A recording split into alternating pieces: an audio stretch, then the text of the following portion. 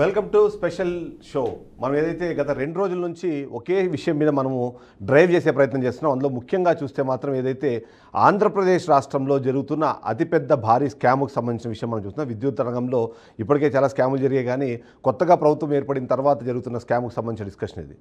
తాను ఒకటి తలిస్తే దైవం మరొకటి తలిచింది అన్నట్టు, తాను అంటే చంద్రబాబు నాయుడు ఒకటి తలిస్తే దాని కింద ఉన్న గుత్తేదారులు మాత్రం మరొకటి అనుకుంటున్నారు. అందులో భాగంగానే ఈ పెద్ద స్కామ్కి తెరతీశారు అన్నది ఇక్కడ మనం ఖచ్చితంగా చెప్పాల్సిన అవసరం ఉంటుంది. గత ప్రభుత్వ హయాంలో అవినీతి అన్నది పెట్టరేగిపోయింది. ఆ కారణంగానే మనకు ప్రజలు ఓట్లు వేశారు. అభివృద్ధి పదంలో ముందుకు తీసుకెళ్తారనే ఆశతోనే ప్రజలు మనకు ఇవాళ పదవిని కట్టబెట్టారు అంటూ ఇప్పటికే కూటమి ప్రభుత్వం చెబుతుంటే, ప్రస్తుతం ఉన్న పరిస్థితుల్లో దాన్ని అదే విధంగా ముందుకు తీసుకెళ్లే ప్రయత్నం మాత్రం అక్కడ ఉన్న అధికారులు చేయట్లేదు అన్నది మనకి పూర్తి స్థాయిగా అర్థమవుతోంది. అందుకే టెండర్ వేశారు. ఆ సార్ ఇప్పటికే టెండర్ వేసేశారు. డబ్బులు ఎంత సంపాదించాలి, ఎలా సంపాదించాలి, సంపాదించే క్రమంలో ఎవరెవరిని ఇందులో భాగస్వాములు చేయాలి అన్నది ఆ సారు ఆల్రెడీ డిసైడ్ చేసేశారు. కాబట్టి ఆయన అనుకున్నట్టుగానే మొత్తం టెండర్ ప్రక్రియ మొత్తం కొనసాగుతోంది. ఆ టెండర్ ప్రక్రియలో భాగంగానే ప్రతి ఒక్క అడుగు తను అనుకున్నట్టుగా, తను చెప్పినట్టుగా, తను ఆల్రెడీ నిర్దేశించినట్టుగా ముందుకు సాగుతోంది.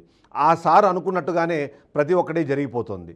ఆ సార్ ఎవరో అన్న విషయం నేను ఇవాళ ఖచ్చితంగా రివీల్ చేస్తాను. ఆ రివీల్ చేసే క్రమంలో ఆ సారుతో పాటు ప్రతి ఒక్కదానికి ఓకే సార్ అంటున్న మిగిలిన వ్యక్తుల వివరాలు కూడా నేను ఖచ్చితంగా ఇస్తాను. 343 కోట్ల రూపాయల స్కామ్కి తెరదించడంలో దాదాపుగా 200 కోట్ల రూపాయలు గుత్తేదారుల జేబుల్లోకి, ఆ తర్వాత ఇదే 343 కోట్ల రూపాయల కష్టాన్ని, ఆ భారాన్ని ప్రజలపైకి తోసేందుకు అవసరమైన అన్ని చర్యలు ఇప్పటికే తీసేసుకున్నారు. అన్ని రకాల ప్లానింగ్లు తీసేశారు. ఆ సార్ ఇప్పుడే టెండర్ వేసేశారు. ఆ టెండరు 343 కోట్ల రూపాయలకు సంబంధించిన టెండరు. ఆ సారు 200 కోట్లు గుత్తేదారుల జేబుల్లోకి వేసేందుకు టెండర్ వేశారు. అందుకనే ఇది ఇలా కొనసాగుతోంది. ఈ సందర్భంలో చాలామందికి కొన్ని రకాల ప్రశ్నలు ఉన్నాయి. అసలు ఇది ఎందుకు స్కామ్ అంటున్నారని మనం ఒక 5 ప్రశ్నలకు సమాధానం చెప్పే ప్రయత్నం చేద్దాము. అందులో మొదటి ప్రశ్న మనం ఒకసారి చూద్దాం.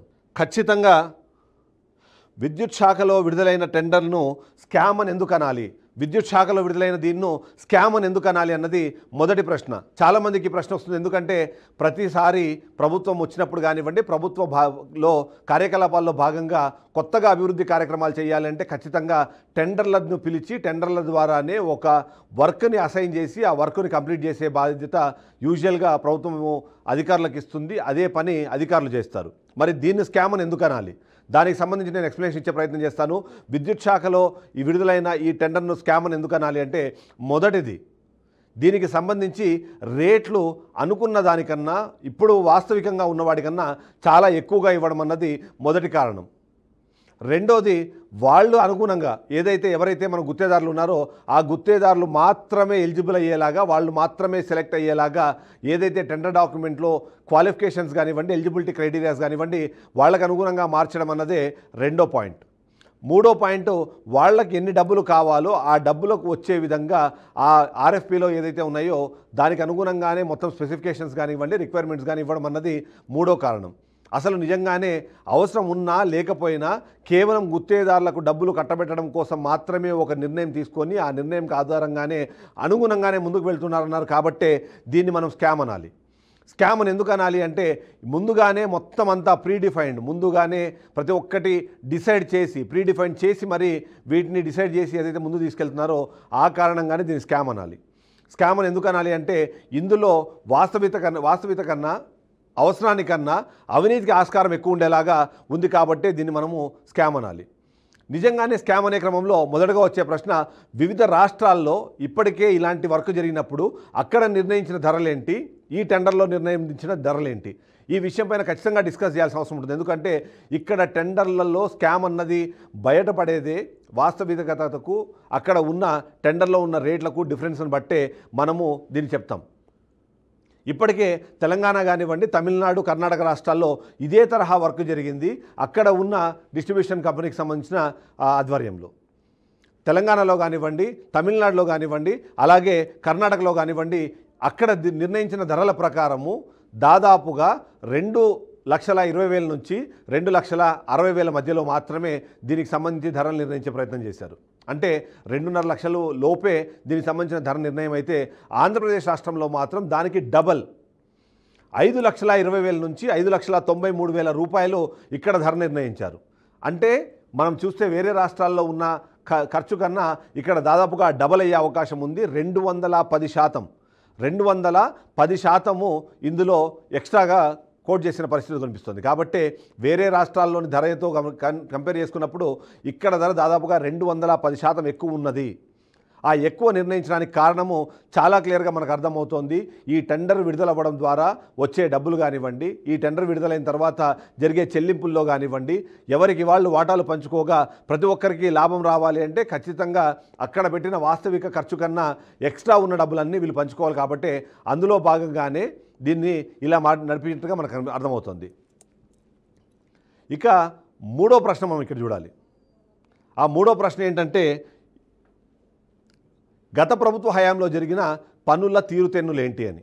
గత ప్రభుత్వ హయాంలో ఇదే తరహా వర్క్ ఏదైనా జరిగిందా, జరిగింటే అది ఎలా జరిగింది అన్నది. సో ప్రభుత్వ హయాంలో ఈ ప్రభుత్వం రావడం కన్నా ముందు కూడా ఇదే తరహా వర్క్ జరిగింది. అప్పుడు కూడా ఇదే తరహా స్కామ్కు తెరతీశారు. దాన్ని చెప్పింది నేను కాదు, బీఆర్కే న్యూస్ కాదు. ఇప్పటికే ప్రభుత్వంలో ఉన్న పెద్దలు మాట్లాడారు. డైరెక్ట్గా ప్రభుత్వానికి సంబంధించిన అధినేతలు మాట్లాడిన సందర్భంలో గత ప్రభుత్వ హయాంలో విద్యుత్ శాఖలో వేలాది కోట్ల రూపాయలకు సంబంధించిన స్కామ్ జరిగింది అన్నది ప్రతి ఒక్కరికి తెలిసిన విషయమే. దానికి సంబంధించి ఆ భారమే ఇవాళ ట్రూ అప్ ఛార్జీల పేరుతో ఆంధ్రప్రదేశ్ ప్రజలు భరిస్తున్నారన్న విషయం ప్రతి ఒక్కరికి తెలుసు. దాని గురించి ప్రతి సందర్భంలోనూ మాట్లాడుతూనే ఉన్నారు, ప్రతి సందర్భంలో దాన్ని ఎక్స్పోజ్ చేసే ప్రయత్నం చేస్తున్నారు. కాబట్టి గత ప్రభుత్వ హయాంలో జరిగిన ఆ పనులు ఇప్పుడు అదే తరహా, అదే స్థాయిలో, అదే వ్యక్తుల ద్వారా కొనసాగుతోంది అంటేనే మీరు అర్థం చేసుకోవచ్చు చాలా క్లియర్గా స్కామ్ అన్నది జరుగుతోంది. గత ప్రభుత్వ హయాంలో ఏదైతే జరిగిందో దాని కొనసాగింపుగా అదే వ్యక్తులు ఇక్కడ మరొకసారి నడిపిస్తున్నారన్నదైతే మనకు అర్థమవుతోంది. గత ప్రభుత్వ హయాంలో జరిగిన స్కామ్ అనేదైతే ఈ ప్రభుత్వంలో మనం మాట్లాడుతున్నామో అదే తరహా స్కామ్ ఇక్కడ జరిగింది. అంతేకాకుండా మరొక బ్రేకింగ్ న్యూస్ కూడా నేను ఇస్తున్నాను. బీఆర్కే న్యూస్ గత ప్రభుత్వ హయాంలో జరిగిన దాదాపు 38,400 కోట్లకు సంబంధించిన స్కామ్ వివరాలు త్వరలోనే బయటపెట్టబోతున్నాము. దీని కంటిన్యూషన్లో అది కూడా కొనసాగుతుంది. ఇక అసలు దీని స్కామ్ అనే నేపథ్యంలో దీని వెనకాల ఉన్న వ్యక్తులు ఎవరు? ముఖ్యంగా ప్రతి ఒక్కరికి వచ్చే ప్రశ్న, అసలు ఇంత పెద్ద స్కామ్ జరిగింది అంటున్నారు. ఇంత పెద్ద స్కామ్ జరగడానికి ఇప్పటికే గ్రౌండ్ ప్రిపేర్ అని చెప్తున్న నేపథ్యంలో దీని వెనకాల ఉన్న వ్యక్తులు ఎవరు? నేను గతంలోనే ఆల్రెడీ రివీల్ చేశాను. 3 వ్యక్తులు. ఆ 3 ఈ మొత్తం స్కామ్కు సంబంధించి ఈ టెండర్ను మొత్తాన్ని వాళ్లే కంట్రోల్ చేస్తున్నారు, వాళ్లే డిసైడ్ చేస్తున్నారు. ఆ 3 పేర్లు నేను లాస్ట్ టైం కూడా చెప్పాను. 1 రమేష్ రెడ్డి, 2 రామ్ ప్రసాద్, 3 కృష్ణప్రసాద్. ఈ 3 వ్యక్తుల కనుసన్నల్లోనే వారి చెప్పే విధానాన్ని బట్టే ఈ మొత్తం స్కామ్కు సంబంధించి ఈ టెండర్ విధానం మొత్తం ముందుకెళ్తోంది. ఈ టెండర్ ప్రక్రియ మొత్తం వాళ్ళు చెప్పినట్టుగానే నడుస్తోంది. ఆ 3 వ్యక్తులు కలిపి 3 కంపెనీలను డిసైడ్ చేశారు. ఆ 3 కంపెనీలు మాత్రమే బిడ్డుని వేశాయి. ఆ 3 కంపెనీల్లో ఒక కంపెనీనే ఇప్పుడు సక్సెస్ అవుతుంది. ఫైనల్గా బిడ్ ఓపెన్ చేసిన తర్వాత L1గా నేను గతంలోనే చెప్పినట్టు శ్రీ లక్ష్మీ నరసింహ కన్స్ట్రక్షన్స్ అనే కంపెనీ, L1గా నిలిచే అవకాశం ఉంది. దానికి సంబంధించి ఇప్పటికే గ్రౌండ్ వర్క్ మొత్తం పూర్తి అయిపోయింది. క్రియేటివ్ టెక్నాలజీస్ అనే మరో కంపెనీ కూడా ఇందులో భాగస్వామిగా ఉంది. వాళ్ళు కూడా ఒక టెండర్ని ఇప్పటికే సబ్మిట్ చేశారు. మరో కంపెనీ కూడా ఇందులో పాల్గొనుంది. బట్ ఆ కంపెనీకి సంబంధించి ఎలిజిబిలిటీ వస్తుందా లేదా అన్నది మనం ఓపెన్ చేసిన తర్వాత మనకు అర్థమవుతుంది. సో దీని వెనకాల ఉన్న వ్యక్తులు ఎవరు? ఈ విధంగా చూస్తే ఈ వ్యక్తుల్ని నడిపించే శక్తులు కూడా ఉన్నాయి. ఈ వ్యక్తుల వెనకాల ఉన్న శక్తులు ఎవరు అన్న విషయం కూడా మనం డిస్కస్ చేయాల్సిన అవసరం ఉంది. ఎందుకంటే ఆ వ్యక్తులు మాత్రమే దీన్ని ఫైనలైజ్ చేయట్లేదు. ఈ వ్యక్తుల వెనకాల మరికొన్ని శక్తులు ఉన్నాయి. ఆ శక్తులకు సంబంధించిన ఇన్ఫర్మేషన్ నేను రాబోయే బులెటిన్స్లో ఇవ్వబోతున్నాను. ఎందుకంటే ఈరోజు ఉదయం 10 గంటల నుంచి ప్రారంభమయ్యే ఈ షో ఏదైతే ఉందో డే లాంగ్ నడుస్తుంది. ప్రతి బులెటిన్లో దీనికి సంబంధించిన ఒక్కొక్క కొత్త విషయాన్ని నేను రివీల్ చేసుకుంటూ వెళ్తాను. నేను చెబుతున్న ఈ 3 వ్యక్తుల వెనకాల ఉన్న శక్తులు కూడా మరో 3. వాళ్ళపైన మరొక కింగ్ పిన్ ఉన్నారు. ఆ కింగ్ పిన్ సంబంధించిన వివరాలు కూడా నేను ఇస్తాను. ఈ వ్యక్తుల వెనకాల ఉన్న శక్తులు చాలా క్లియర్గా చెప్తున్నాను. విద్యుత్ శాఖలో గత ప్రభుత్వ హయాంలో ఎవరైతే అక్కడి కడప జిల్లాకు సంబంధించి కానివ్వండి, లేకపోతే చిత్తూరు జిల్లాకు సంబంధించిన నాయకులతో కలిసి ఎవరైతే గత హయాంలో ఎవరైతే వర్క్ నడిపించారో అదే వ్యక్తులు ఇప్పుడు శక్తులుగా మారి ఆ వ్యక్తుల ద్వారా ఈ పని చేస్తున్నారు. ఆ 3 శక్తుల పేర్లు కూడా నేను త్వరలో బయటపెట్టబోతున్నాను.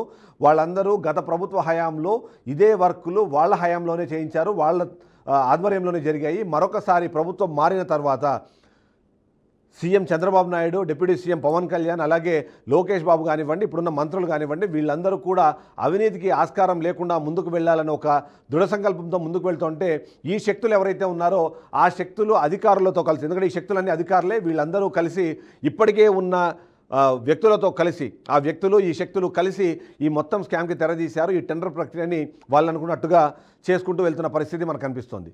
అంటే ఓవరాల్గా చూస్తే మాత్రము ఈ ఒక్క చిన్న దాని విషయం ఇక్కడ మనం చెప్పుకోవాల్సింది. ఎందుకంటే ఒక వర్క్ రిక్వైర్మెంట్ ఉంది, ఆ వర్క్లో ఎంత డబ్బులు సంపాదించాలని ముందుగానే డిసైడ్ చేశారు.